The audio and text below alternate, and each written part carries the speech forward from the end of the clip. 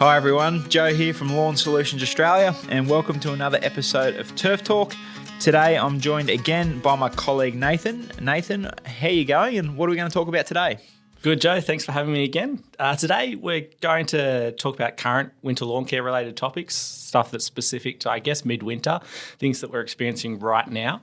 We also want to look at the warmer months ahead, some spring planning, getting ourselves organised for what's going to come in September, October, November, depending on how early you can start in your area. So when your lawn starts waking up again, I guess. So, Joe, where should we start?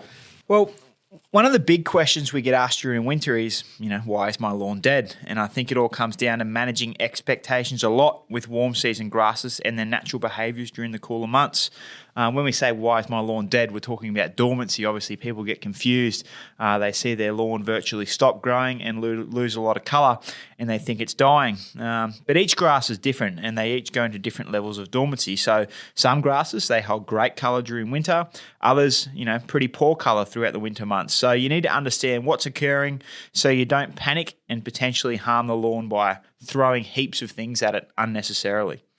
Yeah, because obviously a certain level of colour loss for some varieties is completely normal, nothing to be too concerned about. Obviously, you want to determine if it is natural colour loss and not something more damaging that you may want to rectify, and hopefully your lawn isn't dead and it is just winter colour loss from dormancy, and there's ways to identify that. But if your lawn has lost colour in the winter period, there is an answer. A little bit of an interesting one. Some people agree with it, some people don't. Is it cheating? Is it not cheating? Using a Colour Guard type pigment. Colour Guard Plus is a Lawn Solutions Australia branded product. It's an instant pigment that will naturally improve the colour of your lawn straight away. But is it cheating, Joe? What do you think? It's not cheating at all. I think it's the perfect answer. So when it comes to dormant lawns, it's just, like we said before, it's just an expectation thing. People need to understand that when they're buying a warm season grass, that in most climates in Australia, it will lose some degree of colour. The benefit you get from a warm season grass as opposed to the negative of it losing colour is huge. So the benefit is you get a beautiful dark green grass all summer long, all spring long, all autumn long, and you get excellent drought tolerance, you get excellent disease resistance, you get excellent pest resistance, you get great wearability, you get a beautiful lawn. The trade-off of that is a couple of months of poor colour, and Colour Guard Plus fixes that problem up and you get a beautiful lawn 12 months of the year. So I don't think it's cheating at all. No. I know it's got a bit of the stigma, but it works. It gives it a beautiful natural green colour. I can personally attest to it. I use it on my Sir Grange zoysia lawn. I'm on the south coast of New South Wales, obviously near where Lawn Solutions head office is.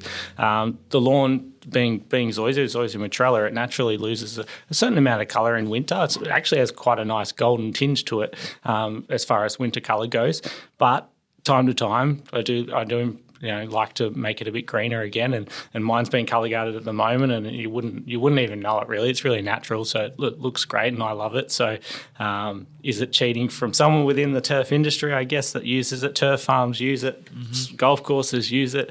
They certainly don't see it as cheating. It's just a great way to improve the aesthetic of your lawn throughout winter. And you said an interesting thing there about Sir Grange going actually quite a nice golden tinge in our climate, and this is back to that expectation thing, like.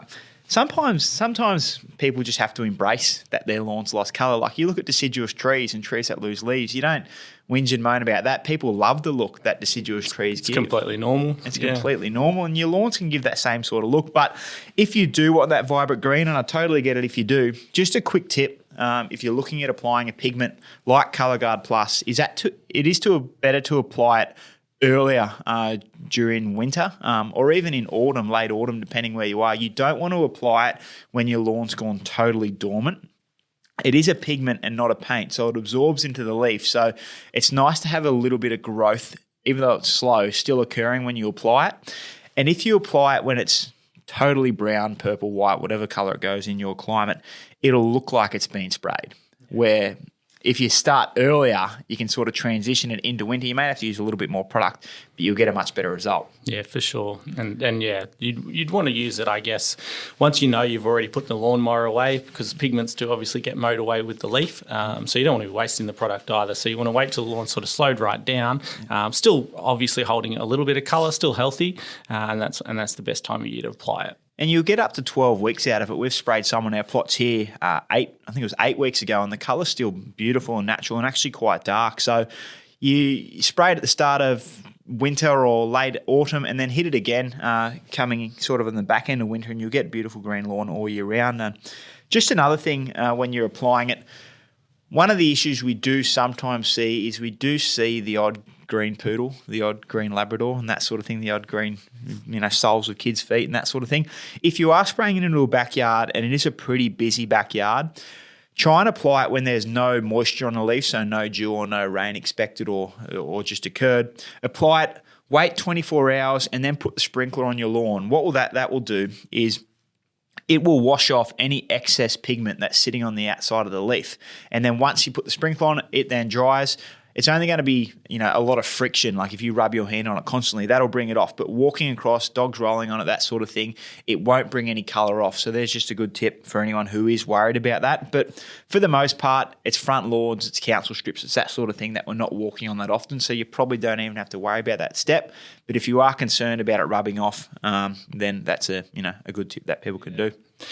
We're going to go into a lot of the sort of present issues or things people may be experiencing in winter, but just to go back to colour guard in relation to one of these issues we're going to discuss is frost. Frost damage, a lot of people aren't aware of what the signs of frost are and how it appears in a lawn. Sometimes it can look somewhat like a zebra sort of print on the lawn, and it's a bit of an odd pattern, and that's the result of frost damage. But what colour guard also does, Joe might explain this a little bit better than I, but basically once it's applied and absorbed into the leaf, it'll essentially increase the leaf temperature by around 2 degrees, which will then limit the effects of frost. And so essentially giving it a little bit of a blanket, I suppose. Yeah, it's a really good point, because what it does, because it darkens the leaf, it helps the grass to actually absorb more sunlight. If you get a black surface and a white surface out in the outdoors where it's got direct access to the sun, the darker surface is always going to be hotter. Same thing happens with your grass. When you improve the colour and you make it greener, it'll attract more heat. But because it's a pigment, it also gives it a little bit of a coating as well, and it will naturally protect it against frost whilst also raising the temperature off the plant, which will help to mitigate the damage that frost can do to a lawn. And a couple other tips when it comes to frost, if you are in one of those areas that is prone to heavy frost, there's a couple of things you can do to mitigate frost damage. Look, it's always going to discolour your lawn, but the damage actually occurs when the sun comes out, when the frost is sitting on the leaf. So if you've got an irrigation system or you've got access to a timer and a sprinkler, give your lawn a quick drink before the sun really comes out, maybe this time of year, 6:30 in the morning or something like that. What it'll do is it'll actually wash the frost off the leaf, and it will limit the damage that comes from it. But look, all in all, if you're getting consistent frost, like we said before, you just got to manage your expectation of what your lawn's going to look like after it. Use things like colour guard to mitigate that damage, but otherwise just embrace what winter's doing to your grass, the same as you do with deciduous trees and the like. Frost doesn't kill the grass itself. The whole plant will still be living. It's just the leaf material itself that'll be burnt. Once the grass comes out of dormancy and starts growing it again, that burnt leaf will grow out and be mown away, and the healthy green leaf will come back through. So not as much of a concern as some people see frost to be. It's more just, obviously it'll knock your leaf blade of the grass around a fair bit with the burning, but it'll bounce back certainly in spring, no worries at all. Mm-hmm. Cool. We're going to go through a few other things here. I guess, Nath, these are just the common problems we're seeing at this time of year? Yeah, at the moment we're getting a lot of inquiries about the biggest pest I guess we always see in lawns throughout winter, and in the cooler the climate that you have, that the more you see it, it's wintergrass, Poa annua. If you're looking to keep your lawn clean of weeds and that sort of thing, wintergrass can be really frustrating because it does spread quite profusely once it goes to seed as well. So that's one thing we're seeing a lot of, and it's really important to attack it with a couple of different methods, I guess. Joe, what's your best way of defeating wintergrass in your lawn? So like you said, it's a problematic one, and it's been a problematic one for the last 2 or 3 years, not just in winter, but as we get into the warmer months as well, because the temperatures haven't been as high and there's been so much moisture around, so wintergrass has been hanging on. it germinates when the soil temperature gets below a certain mark. I think it's about 14 degrees Celsius. Wintergrass will germinate and it'll hang on until that temperature picks back up. And it can be really, really frustrating because it is a tricky weed to spray out. There's all sorts of post-emergent wintergrass sprays, but they generally don't do a great job at totally killing the plant. They will burn it and discolor it and send it off, but it is such a profusely, I got the word that you used before, profusely spreading weed, and it can be really hard to get on top of. So a couple of things that I would recommend. First off is you should always be pre-emerging.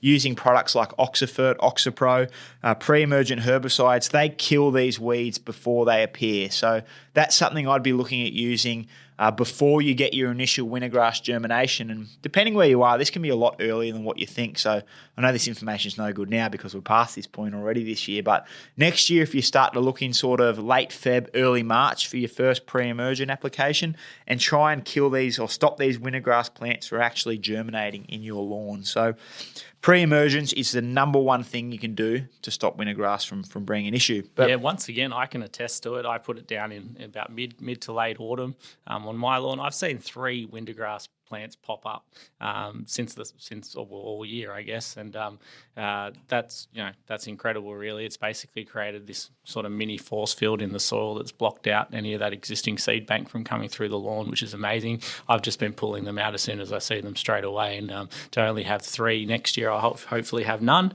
And moving forwards, that's ultimately the goal, and you're protecting your lawn from it. People have a weird perception about products like Oxifert. They have in their head, because they had so much wintergrass last year, they have in their head, oh, this can't possibly work. What you've got to remember, and I had someone remind me of this the other day, a guy who's got a lot of experience in our industry, and these companies that manufacture these products spend millions and millions of dollars and years of research to get them right. They work, and they work really, really well. It's up to us as the consumer to read the label, follow the instructions, and apply them at the right time. So what will happen with Oxifert commonly is someone will apply it in June, for example, and they'll see a bunch of wintergrass pop up the next week, and they'll say, this stuff doesn't work.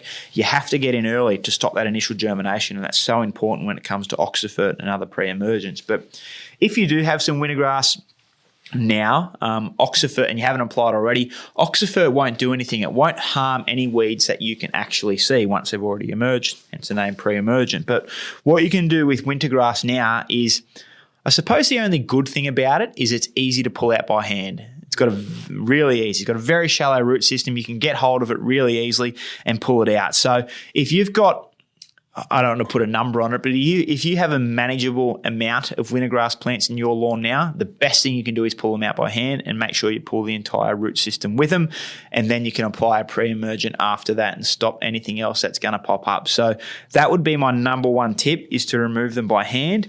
If they're in plague sort of numbers and they're all over the place, you're going to have to look at spraying them, and there's a bunch of products on the market that you can get and you can use.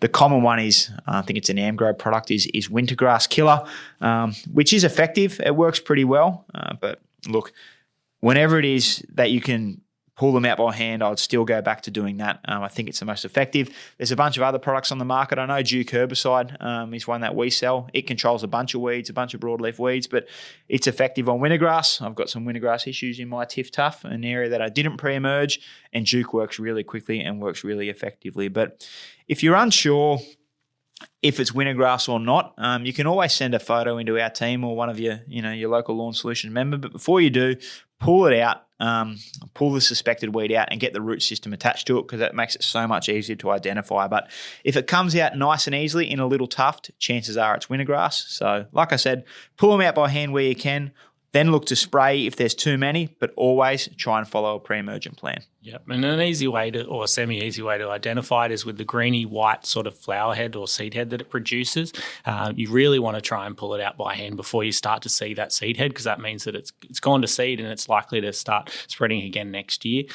So yeah, with any weeds, probably a good point of reference, especially wintergrass, is the quickest and easiest way to get rid of most weeds is to pull them out by hand as soon as you see them. before they go to seed and before they start to spread. It's just absolutely the easiest way to go about it. Obviously, there are a few weeds that specifically you're probably not supposed to hand weed because you can leave bulbs left in the soil, nutgrass, onion weed, things like that. But for the majority of broadleaf weeds and grass weeds, you can remove them by hand, and it's the quickest and easiest way to get rid of it. Yeah, and we always recommend that here when they're in manageable numbers because it's quick, it's effective. But the other thing is, herbicides can go wrong so easily when they're applied in the wrong way in the wrong volumes, and you just totally negate the chance of that happening by hand weeding. So it's something that you should really consider moving forward if you've got a weed problem. Absolutely. So we've talked about winter grass. There are obviously other weeds that may be growing in your lawn throughout winter. Your lawn's dormant, but a lot of weeds tend to grow all year round, or they start to grow in winter and they go to seed in the warmer months. So people might be noticing clover and possibly some oxalis and other things like that in their lawns as well. So if you are, they're a little bit trickier, I guess, to hand weed some of those sort of weeds. They don't have sort of one specific root system where you can just pull them out by hand in one tuft.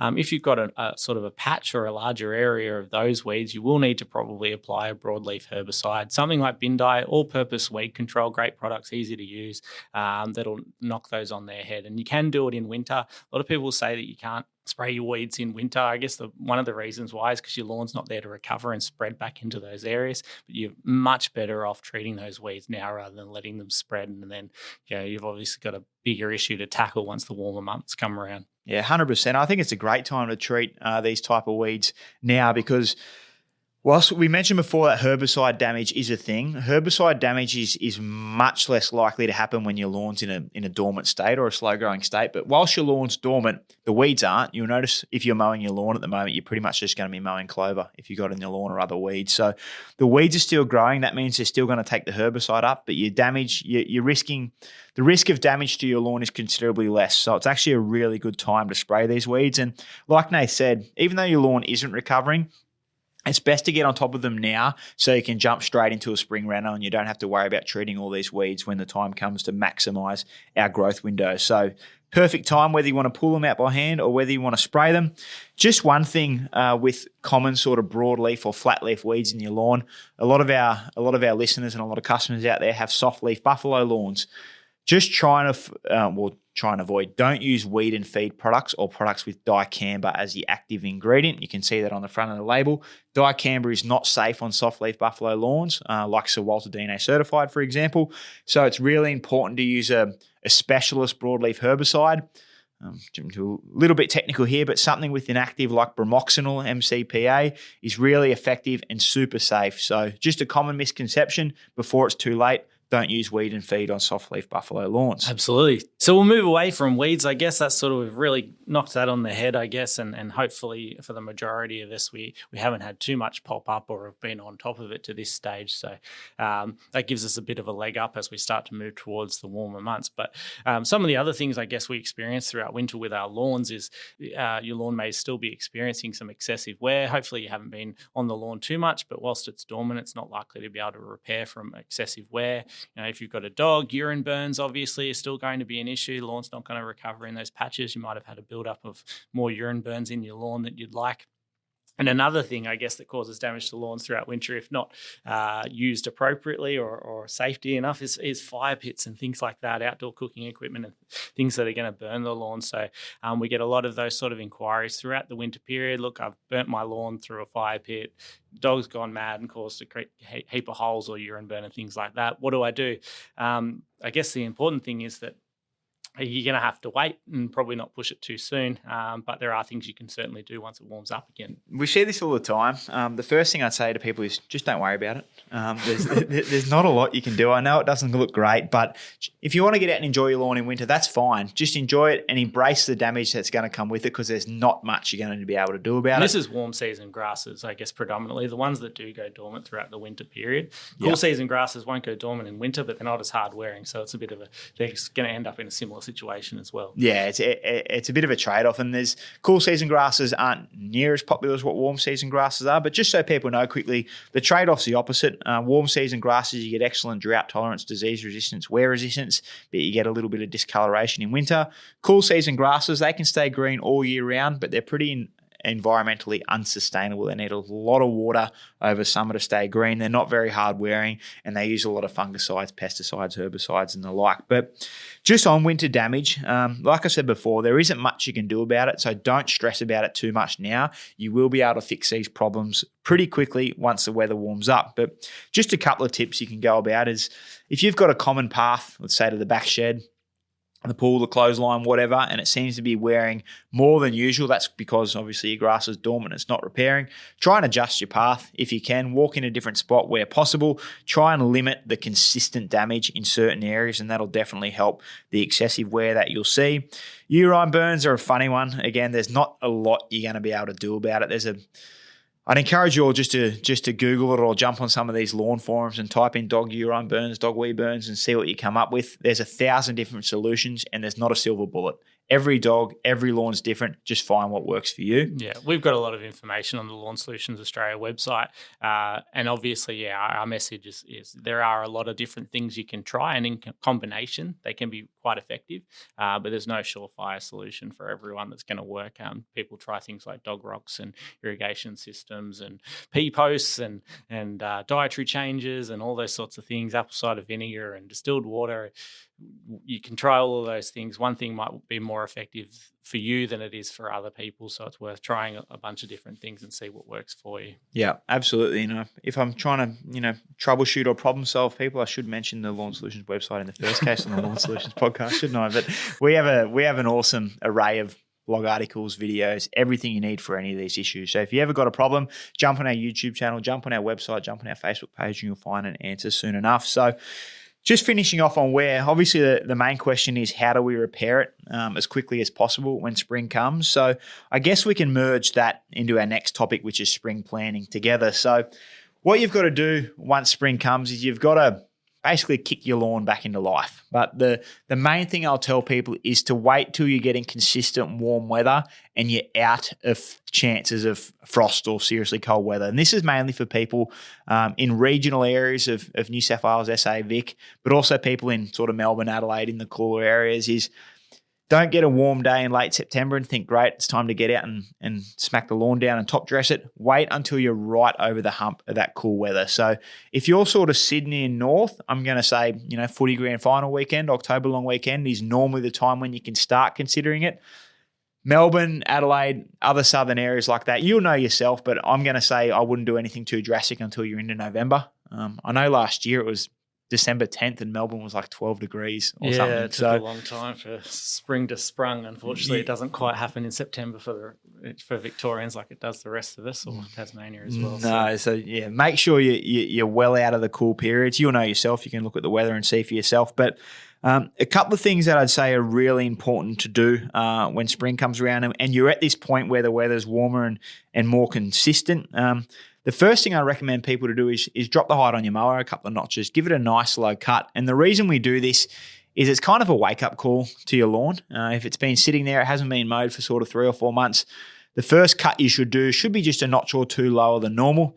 This isn't time to scalp these lawns to the ground and do a total reno. That should come, a couple more weeks into the warmer weather. But the first thing you can do is shock your lawn by just giving it a cut, a notch or two lower than normal just to get it growing. Once you're a couple of weeks into spring and you're right into the swing of things and you're mowing sort of semi-regularly again, almost weekly, that's when I can start to look at my lawn and go, hey, this is time to really start repairing some of the issues that have happened over winter. I have a bit of rule that I follow personally and I tell people to do. Nathan might be looking at me saying this is a horrible idea and terrible and wrong and don't do it. But if you've got patches that you're worried about in your lawn, I use the A4 sheet of paper rule, where if it's smaller than an A4 sheet of paper, I'd look at trying to get it to grow and repair itself. If it's larger than an A4 sheet of paper, the quickest, easiest and cheapest way to repair it is just to patch it up. No, I'd agree. Joe, you do. Sure. That's all right. Thanks, Nate. I appreciate it. But when I say get them to repair by themselves, that's when we aerate, which is poking a bunch of holes in the ground to let air, water, and nutrients into the soil.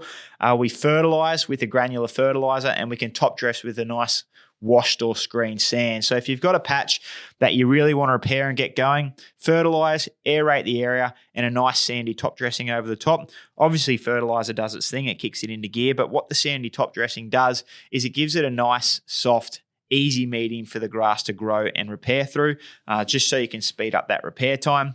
But with a bigger patch, you are so much better off just to replace that area. And I know that we're in the business of selling turf, so that sounds like an obvious thing for me to tell people to do. But over the long run, it is the quickest, it is the easiest, it is the cheapest, and it gets you a solution straight away. You're not waiting weeks and weeks for this stuff to grow back. It's ready to use then and there. We see people using a number of different ways to go about trying to get their lawns to spread or patching up certain areas with pluggers and things like that. At the end of the day, if it's over an A4 size in sort of area, the absolute quickest and easiest and cheapest. People probably won't see buying turf as the cheapest way to go about it, but it's a lot cheaper than buying a specialised tool for plugging into another area. It's instant. The lawn's fixed straight away. For establishment purposes, it's got a full root system ready to bed down into the soil, and it's ready to go. So we're in the lawn business for sure, but that's just definitely the quickest, easiest and cheapest way to go about it. So another common thing that people will be looking at doing soon is they'll jump into what we call a spring renovation or a spring reno. People will hear that terminology flying around. Basically what it is, it's all about resetting your lawn for the growing season ahead. So a spring renovation or a lawn renovation entails the following. The first is a dethatch or a scalp, where you're trying to remove some of the thatch out of the plant. You can do this by dropping the height a few notches on your mower. You can even get a scarifier or a verticutter and rip all that thatch out of the grass. When it comes to doing this, dropping the height on your mower, if you've got a grass that has a strong rhizome like cooch, kikuyu, or even zoysia grass, you can drop the height virtually right down to the dirt. You can scalp your grass right back if you've got a cultivar that has a rhizome. If you've got a buffalo grass or a grass that doesn't have a strong rhizome, just go a notch or two lower than normal. Don't go right down to the dirt. You really want to see some root material still there, because without a rhizome, you can really do some serious damage. Once you scalp it or dethatch it, the next thing you can do is try and get some air into your soil profile. And you do this by aerating. You can do it manually if you want with a manual aerator, but if you've got a larger lawn, again, I tell people this all the time, your local hire shop, they hire lawn aerators and lawn corers, and they're $180 a half a day or a full day. If you've got a neighbor or a friend who's keen to do it as well, just split it with them. They're super quick, they're super effective, and the benefit far outweighs the cost, in my opinion. So remove thatch, aerate your lawn. The next thing you got to do is you got to fertilize and you've got to top dress. Now, top dressing isn't an absolute must, but it definitely helps. When you are top dressing for a spring renovation, washed or screened sand is the best thing you can do. Don't get anything with too heavy of a soil content. You got to get something nice and sandy that the grass can grow and repair through quickly. If you've got a rhizonomous variety, like we said before, like cooch, kikuyu, or even zoysia, you can virtually totally cover it in sand if you want to. If you've got a grass like buffalo, it's best to leave some leaf sticking out. Once you do this, application of a granular fertilizer is super important. This will help obviously put some nutrients into your plant, but help kick it along for the season ahead. Have I missed anything there with the spring reno, have I? I think that's pretty much it. So start thinking about that, I guess, is the key takeaway from this over the next sort of month or two. Work out what you think your lawn needs and start planning for it so that you're ready to go. You know what equipment you need. You know what areas you want to tackle first, and don't go too early with it. Don't apply a granular fertilizer until those soil temperatures are over 14 degrees. So on the flip side of winter grass starts to appear when the soil temps drop below it. Your lawn should start growing back up again once the soil temps are above 14 degrees. So that's when you start to pull the mower out a bit more frequently, and that's when it's a good time to chuck out granular fertilizer. So key message, don't go too early with granular fertilizer. But we'll go into, in one of our upcoming podcasts, we'll go into full spring lawn renovation in a lot more detail for you, step by step, so that we'll be with you on the journey, I guess, if you've never done a spring lawn renovation before. So we'll cover that in an upcoming podcast. One last thing I guess we wanted to touch on in this particular podcast in regards to planning is there's a lot of reports for the extended forecast in a lot of areas that we're going to experience a hot and dry summer. El Nino, not La Nina is gone, El Nino is back. So a lot of this is obviously, if you're in a really northern climate in Australia, you experience more of a wet season and a dry season, but everywhere else, essentially, you could be up for quite a dry period. So what we'd encourage you to do is have a look at the requirements of your lawn as far as water, and start thinking about your irrigation setup, how you're going to water the lawn, but also about using water more efficiently. If you've got a water tank, how you're going to utilize it, and applying soil wetters to improve the use of that water in your lawn and making your lawn less thirsty. So something to really think about and look at over the next little period before it hits. Preparation is key. Yes, and it's never easy. We've gone from super, super wet, and it looks like we're going to go to super, super hot and dry. So the thing is, when you get large or extended periods of wet weather, it actually compacts your soil a lot. I know we're going back a little bit now, but we had 2 years of pretty solid rainfall, and it actually can compact soil profiles a lot and leach all the nutrients out of that profile too. So chances are, if you haven't done much to your lawn, it's going to be pretty hungry anyway, and then a hot, dry spell will really do some damage to it. So like Nath said, preparation is key. If you don't have any irrigation sorted at the moment, it's something I would probably look at investing in. And with your timers and your irrigation systems now, you can get these rain smart sensors and everything that are really, really environmentally sustainable, and they use water as effectively and as efficiently as it possibly can. So I'd definitely look at something like that. But you mentioned soil wetters, and I think they're one of the most underrated tools when it comes to lawn care. You can get granular soil wetters, you can get liquid soil wetters, but they just give you more bang for your buck out of your water. And I think coming up to an El Nino time or a really hot and dry period, you should be having soil wetters packed up in your shed ready to go, because we're going to see a lot of dry patch, what we commonly call dry patch this time of year. So you're going to want a tool that you can aerate with, and you're going to want a soil wetter ready to go, because if you do start to see little patches appear in your lawn this summer where it does appear to be really dry and stressed out, aeration, soil wetters, and deep periods of irrigation is the best and probably the only way to really fix it. But otherwise, like Nath said, preparation is key. So start to look now at what you got in your shed and what you might need.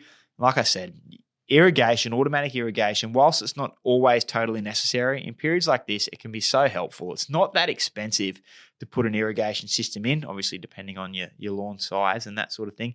If you don't want to go the whole hog and put an irrigation system in, invest in a really good tap timer and a couple of above ground sprinklers, and that'll do the job for you just fine. There's quite a few cost-effective ways to do it now where you don't have to dig irrigation trenches and things like that if you're not looking to go to that full extent. So there are certainly ways to go about it, and timers are absolutely, or a Bluetooth or Wi-Fi based timer system is amazing. Being able to turn your irrigation on and off at an early hour before the heat of the day manually through a phone, so you don't have to go out there and do it yourself is massive. And ultimately at the end of the day, all these pieces of equipment help you to save water.